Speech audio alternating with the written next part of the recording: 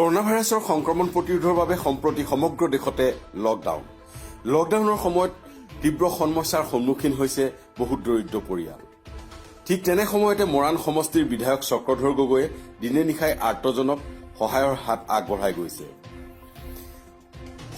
দেওবাৰে নিজাববীয়াকৈ বিধায়ক চক্ৰধৰ গগৈৰ সহযোগত দিখাৰী জিলা পৰিষদৰ সদস্যা শিখামণি তামুলীৰ উদ্যোগত দিখাৰী গাঁও পঞ্চায়তৰ কেইবাখনো গাঁও আৰু মৰাণ চাহ বাগিচাৰ খেৰবাৰী আৰু খেলমাটি লাইনত বিনামূলীয়া শাক পাচলি বিতৰণ কৰে। মৰাণ সমষ্টিৰ বিধায়ক চক্ৰধৰ গগৈ আৰু জিলা পৰিষদৰ সদস্যা শিখামণি তামুলীৰ বিনামূলীয়া শাক পাচলি বিতৰণ কাৰ্যত জনসাধাৰণে প্ৰশংসা কৰিছে। অসমত বৰ্তমান পৰ্যন্ত 25জনতকৈ অধিক লোক কৰোনা ভাইৰাছত আক্ৰান্ত হৈছে যদিও এই মহামাৰীৰ পৰা হাত সাৰিবলৈ বিধায়ক চক্ৰধৰ গগৈয়ে তলাবন্ধৰ সময়ত জনসাধাৰণৰ ঘৰৰ ভিতৰতে সোমাই থাকিবলৈ আহ্বান জনাইছে।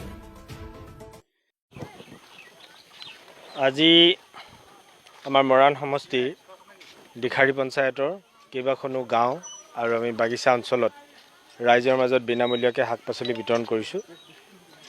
বিনামূলীয়াকৈ শাক পাচলি আমি কিয় দিব লগা হৈছে আপোনালোকে নিশ্চয় সকলোৱে জানে যে সমগ্ৰ পৃথিৱী জুৰি এই কৰোনা ভাইৰাছৰ যি উপদ্ৰৱ আৰু অসমতো এই কৰোনা ভাইৰাছৰ ৰোগবিধে যিটো ধৰণে গ্ৰাস কৰিবলৈ ইতিমধ্যে আৰম্ভ কৰিছে, সেই সময়ত মাননীয় প্ৰধানমন্ত্ৰী ডাঙৰীয়াৰ নিৰ্দেশত 21 দিনীয়া যি আমাৰ লকডাউন কাৰ্যসূচী আছিল, এই লকডাউন কাৰ্যসূচীৰ কাৰণে অহা 14 তাৰিখলৈকে যিহেতুকে সমগ্ৰ অসম গাঁও চহৰ নগৰ বাগিচা বস্তি লাইন সকলো যিহেতুকে স্তব্ধ হৈ গৈছে, তেনেকুৱা সময়ত বিশেষকৈ বাগিচাৰ শ্ৰমিকসকল গাঁৱৰ কৃষকসকলৰ কি হৈছিলে, শাক পাচলি ঘৰত নাইকিয়া হৈ গৈছিল।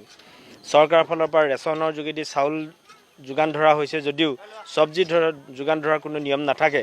গতিকে আমি জনপ্ৰতিনিধি হিচাপে মৰাণ সমষ্টিৰ বিধায়ক হিচাপে আৰু আমি এগৰাকী স্থানীয় নাগৰিক হিচাপে লগতে আমাৰ ইয়াৰ জিলা পৰিষদৰ সন্মানীয় সদস্যা শিখামণি তামুলী ডাঙৰীয়ানীৰ সহযোগত আমি ৰাইজৰ মাজত এনেধৰণে চব্জি বিতৰণ কৰিছোঁ। মই আশা ৰাখিছোঁ 2-এদিনৰ কাৰণে হ'লেও ৰাইজক এই কামটোৱে সকাহ প্ৰদান কৰিব। আৰু এই সুযোগতে মই আকৌ এবাৰ ৰাইজক আহ্বান জনাইছোঁ যে আজি ৰাতি 9 বজাত 9 মিনিটৰ কাৰণে ঘৰৰ সকলো বিজুলী লাইট বন্ধ কৰি সকলো বাল্ব অফ কৰি মমবাতি বা মাটিৰ চাকিৰ পোহৰেৰে 9 মিনিট সময় ঘৰৰ বাৰাণ্ডা বা ঘৰৰ পদূলি পোহৰাই ৰাখিবৰ কাৰণেও আমি আহ্বান জনাইছোঁ। ইয়াৰ যোগেদি আমি এটা কথা সংকল্প দোহাৰিব খুজিছোঁ যে দেশৰ প্ৰধানমন্ত্ৰী নৰেন্দ্ৰ মোদী ডাঙৰীয়াই দেশৰ 130 কোটি জনতাক লৈ 130 কোটি ভাৰতীয় মানুহক লৈ এই কৰোনাৰ বিৰুদ্ধে যুঁজিবৰ কাৰণে এটা সংকল্প ল'ব খুজিছে।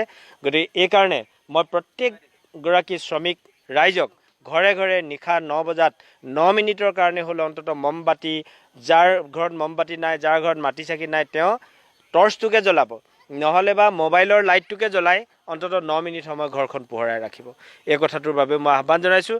আৰু লগতে সকলো শ্ৰমিক বন্ধুক মই আহ্বান জনাব খুজিছোঁ যে ৰাইজে আগন্তুক 14 তাৰিখলৈকে আৰু আগন্তুক দিনবিলাকতো যাতে যিটো ছ'চিয়েল ডিষ্টেঞ্চিং, মানুহৰ পৰা মানুহ দূৰত থকা যিটো ব্যৱস্থা, এই কামটো বজাই ৰাখিবৰ কাৰণে মই অনুৰোধ জনাইছোঁ। কাৰণ এই ৰোগটো বিয়পিবৰ কাৰণে বেলেগ একো উপায় নাই, একমাত্ৰ উপায় হৈছে মানুহৰ ওচৰলৈ গ'লে এই ৰোগটো বিয়পি আহে। গতিকে মানুহৰ ওচৰলৈ যাব নালাগে, কোনো বজাৰ সমাৰ নহয়, ঘৰৰ মানুহ ঘৰতেই থাকি যাতে খাই বৈ এইকেইদিন থাকে। আৰু সেইকাৰণেই এই কামখিনিত বিপদ হৈছে, মানুহৰ অসুবিধা হৈছে আমি গম পাইছোঁ। সেইকাৰণে আমি এই অসুবিধাটো দূৰ কৰিবৰ কাৰণে হ'লেও আমি আজি বিনামূলীয়াকৈ চব্জি বিতৰণ কৰিছোঁ। ধন্যবাদ। মই প্ৰথম ওলাইছোঁ লকডাউনৰ পাছত শাক পাচলি বিতৰণৰ কাৰণে। মোৰ 4টা পঞ্চায়তৰ ভিতৰত আজি মই নিজৰ গৃহ পঞ্চায়তত আজি অলপ ঘূৰিছোঁ। কাষৰ পাজৰৰ যিকেইটা ৱাৰ্ড তালৈ আজি আহিছোঁ। আৰু যিখিনি মানুহ পাব লাগে বা তেনেকৈ মোৰ নিজৰ সাধ্য অনুসাৰে অলপমান সহায় কৰিছোঁ আৰু কৰিম এইকেইদিন। তেওঁলোকৰ যিখিনি মানুহৰ মাটি বাৰীৰ অভাৱ নাই, শাক পাচলিৰ কাৰণে ওলাই যাব পৰা নাই বা নিজৰ বাৰীতো শাক পাচলি নাইকিয়া হৈ আছে, তেনেকুৱা পৰিয়াল কেইটামানক আমি বাছনি কৰি দিছোঁ। মৰাণৰ পৰা ব্যুৰো অংশমান চাহুৰ ৰিপৰ্ট, অসম ফাৰ্ষ্ট।